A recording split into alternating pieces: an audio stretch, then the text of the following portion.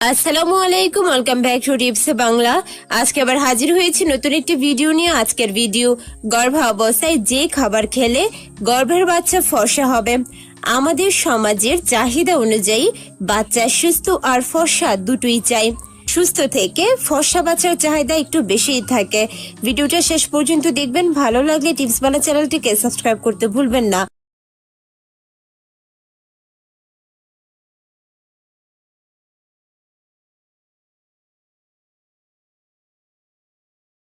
বিশেষজ্ঞদের মতে খাদ্য নির্বাচনের উপর সন্তানের শরীরের বর্ণ কেমন হবে তা সম্পূর্ণরূপে নির্ভর করে না।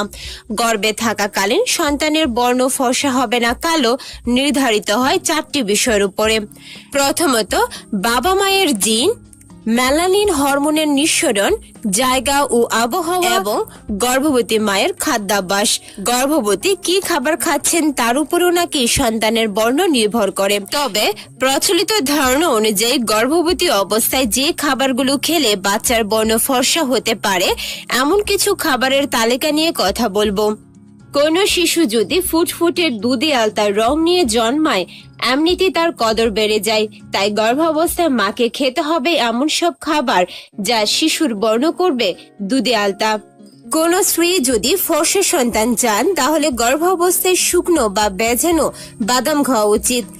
ভারতীয়দের বিশেষ অনুযায়ী আমন্ড মিশ্রিত দুধ গায়ের রং পরিষ্কার করতে সাহায্য করে এবং শুধু ফর্সা করতেই না, ক্যালসিয়ামের চাহিদা পূরণ করতেও গর্ভাবস্থায় বাদাম খাওয়া উচিত।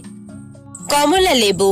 গর্ভের বাচ্চার ত্বক ভালো করতে খেতে হবে কমলা লেবু। প্রতি 100 গ্রাম কমলাতে আছে vitamin B 0.8 milligram, vitamin C 49 milligram, calcium 33 milligram, potassium 300 milligram এবং ফসফরাস 23 মিলিগ্রাম। এই সকল উপাদান শুধু বাচ্চার ত্বককেই ফর্সা করে না, বাচ্চার বৃদ্ধিতেও গুরুত্বপূর্ণ ভূমিকা রাখে। টমেটো।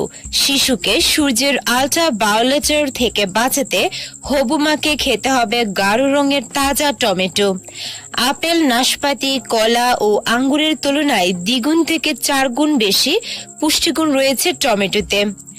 টমেটোতে রয়েছে প্রচুর পরিমাণের vitamin C, vitamin A, sodium, magnesium, phosphorus, potassium, calcium, লৌহ, zinc, lycopene, vitamin K, folic acid, chromium ও আরো গুরুত্বপূর্ণ কিছু ভিটামিন সমূহ।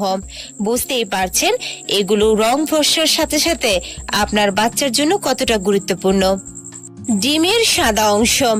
গর্ভাবস্থার 4, 5 ও 6 মাসে রোজ নিয়ম করে মা যদি ডিমের সাদা অংশ খান সন্তানের গৌরবর্ণ হবে বলে অনেকের ধারণা। কিছুটা তার প্রমাণও পাওয়া যায়।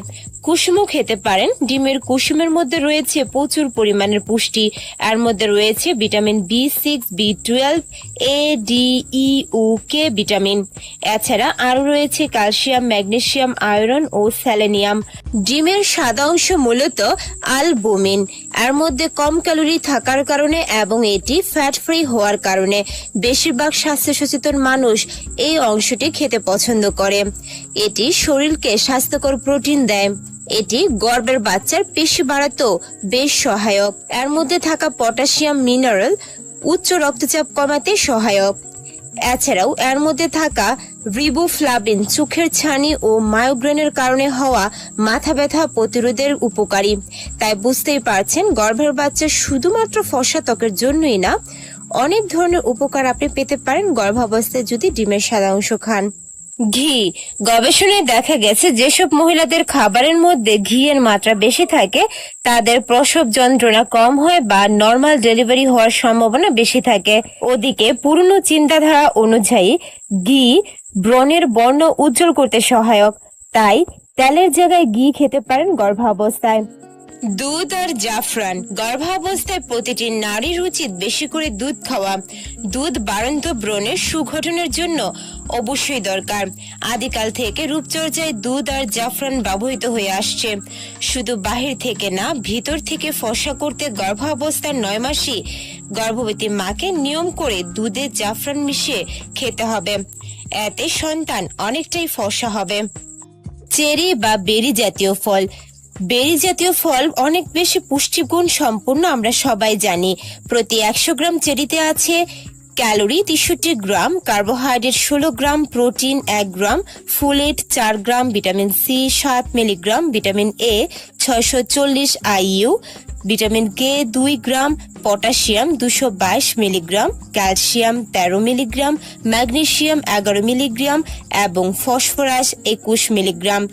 শিশুর ত্বক উজ্জ্বল করতে মাকে রোজ খেতে হবে চেরি বা বেরি ফল, যা শুধু ফর্সাই করবে না, আপনার এবং অনাগত সন্তানের পুষ্টি চাহিদা পূরণ করবে। মৌরি ভেজানো পানি ত্বকের বর্ণ উজ্জ্বল করতে খুব কার্যকরী। গর্ভবতী মহিলাদের রোজ সকালে 1 চা চামচ মৌরি ভেজানো পানি খাওয়া উচিত। এত অবশ্য শুধু ত্বক ফর্সা করে না, গর্ভবতী মায়ের বমি ভাবটাও অনেকটা কাটে। নারিকেলের সাদা শ্বাস। প্রচলিত ধারণা অনুযায়ী গর্ভবতী মাকে যদি নারিকেলের সাদা শ্বাস নিয়ম করে খাওয়ানো হয় তবে সন্তান নাকি খুব ফর্সা হয়। তবে অতিরিক্ত নারকেল না খাওয়াই ভালো, এত অনেক সময় সর্দি লেগে যেতে পারে। তাছাড়া প্রতি 100 গ্রাম নারিকেলে আছে 354 calorie, 33 gram fat, 20 milligram sodium, 356 milligram potassium, 15 gram carbohydrate, 3.3 gram protein. এছাড়াও vitamin C, calcium, iron, magnesium, vitamin B6 ও ভিটামিন 12 আছে। এই ধরনের উপাদান গর্ভের সন্তানের জন্য খুবই উপকারী। তাই গর্ভাবস্থায় আপনি চাইলেই নারিকেলের সাদা শ্বাস এমনকি নারিকেলের পানি পান করতে পারেন।